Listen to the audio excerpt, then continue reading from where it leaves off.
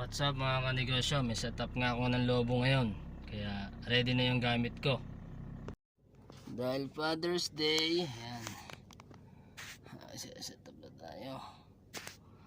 Mamaya papakita ko sa inyo ang aking gagawin. Simpleng balloon setup lang.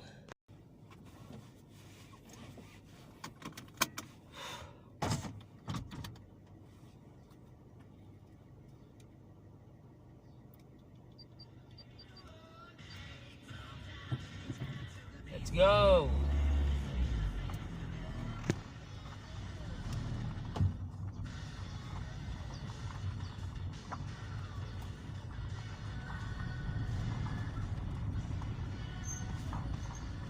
Sayang hindi ko nakipakita yung kung paano ko ginawa, pero kung gusto niyo magnegosyo katulad nito, syempre mag-umpisa tayo sa maliit lang.